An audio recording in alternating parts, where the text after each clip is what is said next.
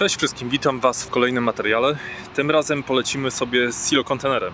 Akurat mi się trafił, że przewożę go i będę go jutro zrzucał, to może i z rozładunku uda mi się coś nagrać, bo prosiliście o filmiki właśnie z rozładunków i tak dalej, ale mówię, no nie wszystko da się zrobić naraz. To w ramach możliwości, bo wiadomo, nie zawsze wszędzie można nagrywać, a dzisiaj tak mi się trafiła taka marna miejscówka, bo to na autostradzie, to... No ale dobra, mniejsza z tym. Więc tak, ogólnie kontenery, silo kontenery czy kontenery morskie, czy te, one są z reguły tak samo mocowane, że mamy tutaj zabezpieczenie i śrubę i tutaj mamy taką kotwę. Ta kotwa w tej chwili jest... Czekajcie, niech się wyzoomuje. O, ona w tej chwili jest zamknięta. Ale jak tutaj przestawię tą dźwignię dolną do pozycji, do odbioru kontenera, to tutaj wystaje nam ten żółty sygnalizator, można powiedzieć, i w środku ta kotwa się nam przestawiła wzdłuż. I nakładając kontener, no to wiadomo, wszystkie cztery muszą być w takiej pozycji. Nakładamy kontener, albo suwnica, albo wózkowy nakłada nam kontener i przestawiamy to do pozycji właściwej do jazdy.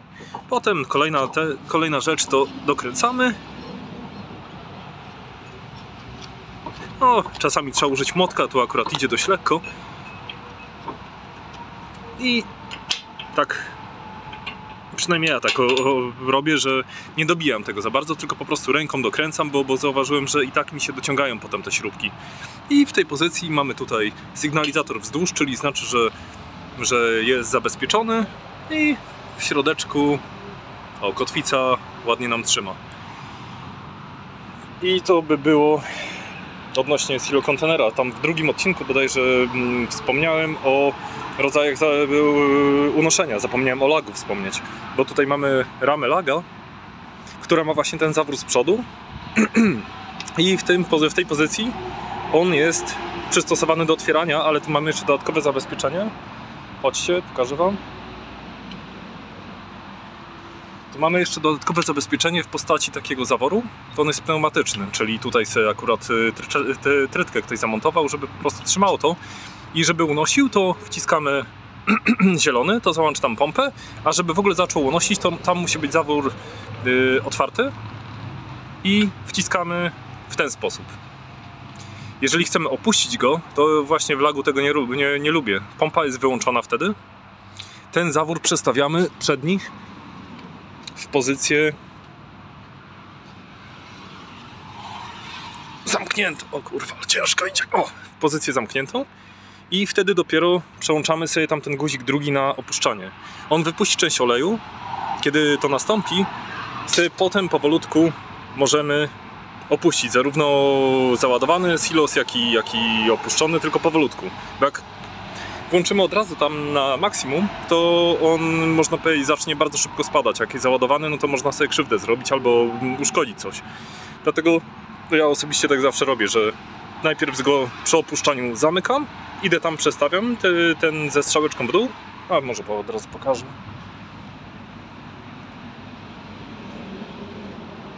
Przestawiam tutaj tego czerwonego, wciskam go, on jest też pneumatyczny, ale nie wymaga, żeby go podtrzymywało. I wtedy dopiero sobie przestawiam ten główny zawór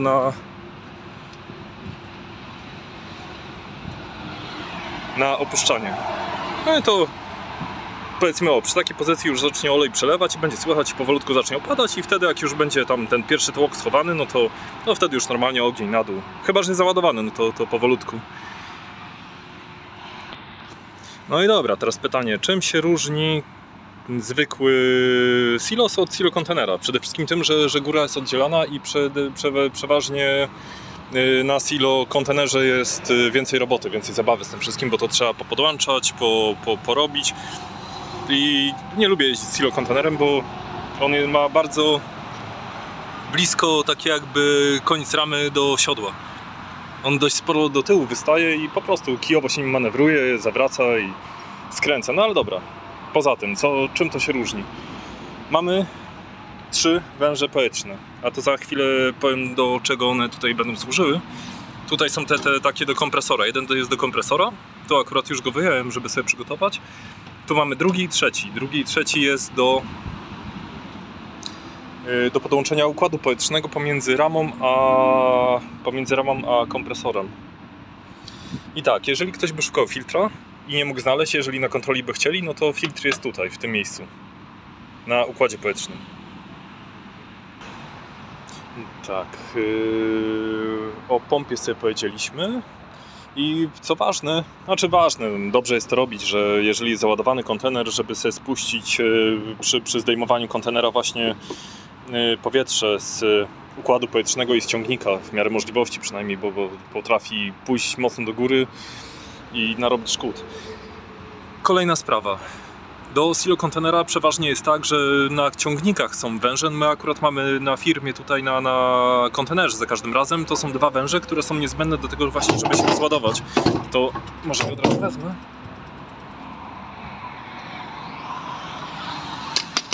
Już tak wstępnie przygotowałem tutaj, co dzisiaj będziemy robić, żeby sprawniej poszło.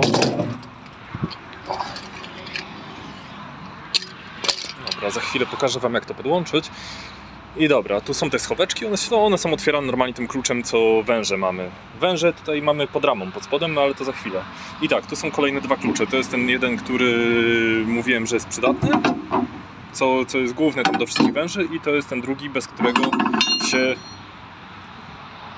nic w sumie nie zrobimy w kontenerze, bo to jest właśnie do tego miejsca. I to dociągamy normalnie popuszczamy te śruby. Górne odkręcamy praktycznie całkowicie, a na dolnych, żeby otworzyć i zamknąć, to trzeba tak pod kątem to wsunąć i rozsunąć. To tak trochę wymaga siły i wprawy, ale to mówię, to głównie chodzi o to, żeby mieć ten klucz, a wtedy sobie poradzicie już dalej.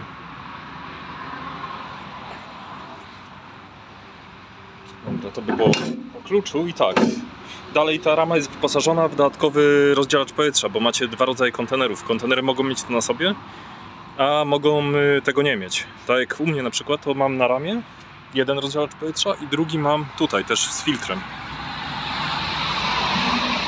Więc mogę sobie podłączyć do tej ramy oba rodzaje kontenerów, zarówno właśnie z wbudowanym układem powietrznym, zarówno bez. I wtedy właśnie ten wąż ostatni, tutaj sobie dołączamy go w tym wypadku. I dlatego potrzebne były nam jeszcze 2 dodatkowe węże, bo jeden idzie stąd do naszego układu powietrznego i wtedy do góry. Ewentualnie, jeżeli tego używamy, no to podłączamy się pod to. Pod to wchodzimy z jednej strony, wychodzimy z drugiej i zasada działania jest dokładnie tak sama jak przy silosie, przy silokontenerze, czy macie wbudowane, czy nie. No i po prostu węże są potrzebne dłuższe. Sterowanie góra-dół jest również tutaj, znajduje się, ale to jest takie po prostu na zasadzie... Czekaj, to pokażę Wam. Kurde, słaba pogoda dzisiaj, deszcz pada. To jest tylko na zasadzie góra-dół, włącz-wyłącz i to do góry to jeszcze idzie, ale na dół no to strasznie szybko spada i dlatego jestem zaworem, tam kombinuję zawsze. A niestety dość często wożę kontenery, to czekajcie. Dobra, jak już tu jesteśmy, poza tym tutaj mamy z tyłu schowany manometr od ciśnienia w poduszkach, a tutaj jest dopływ powietrza z ramy do silosa, do kontenera. I tutaj sobie otwieramy go, zamykamy, nie? I jeżeli podłączymy sobie przewód powietrzny, to pokazywałem chyba w drugim filmiku, jak dobrze pamiętam, to sobie go podłączamy w to miejsce, tu mamy złącze i wtedy mamy dodatkowe wspomaganie przy na przykład jakichś chujowych produktach. Mamy podwójny wibrator, mamy jeden tutaj i wciskając te guziki, ta beczka zacznie nam wibrować. W zależności od tego, jak mocny jest, no to z taką siłą będzie to robiło.